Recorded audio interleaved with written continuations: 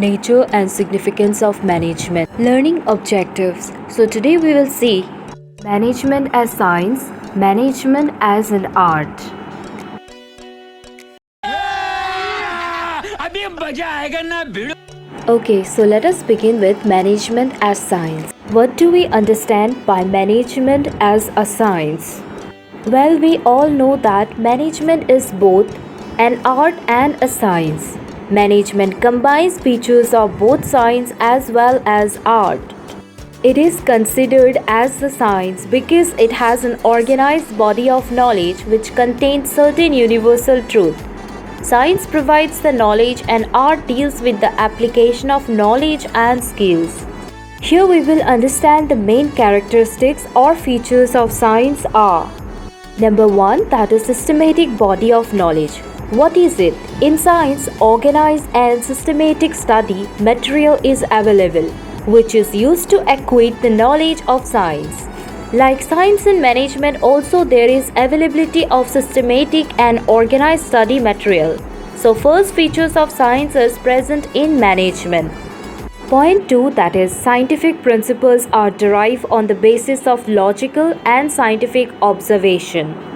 Do you know the scientists perform logical observation before deriving any principle or theory? We all know that, right? Also, they are very objective while doing the observation. But when managers are observing, they have to observe human beings, and observation of human being cannot be purely logical and objective. Therefore, it would be right to say that some kind of subjectivity enters in the observation, so this features of science is not present in management. All the scientific principles have same effect wherever we try them, whereas effect of management principles varies from one situation to other. Next point we have, that is third, principles are based on repeated experiments. Now what is it? You know what? Before developing any scientific principles, scientists test these principles under some different conditions and places. Similarly, manager also tests and experiment managerial principles under different conditions in different organization. So, this feature of science is present in management. The fourth point says universal validity. Scientific principles have universal application and validity.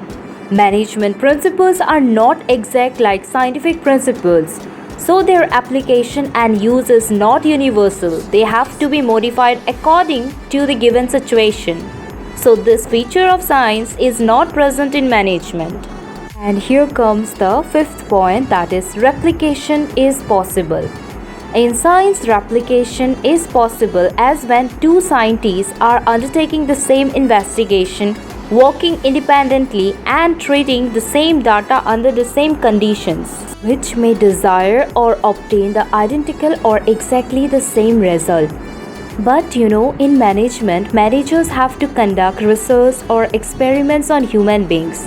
So if two managers are investigating same data on different sets of human beings, they will not get identical or same result because human beings never respond in exactly identical manner. So this feature of science is also not present in management. Let us know what is management as an art.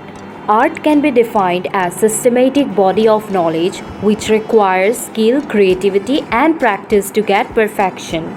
Now we will discuss the main features of art are.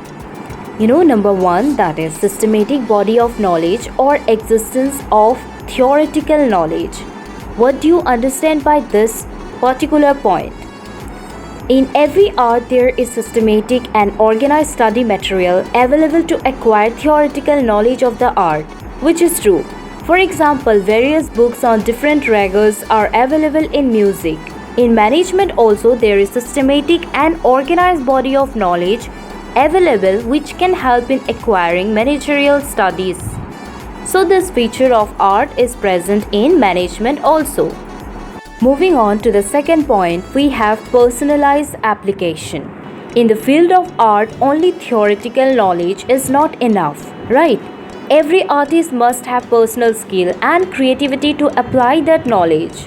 For example, all musicians learn some ragas, but they apply these ragas according to their personal skill and creativity, which makes them different.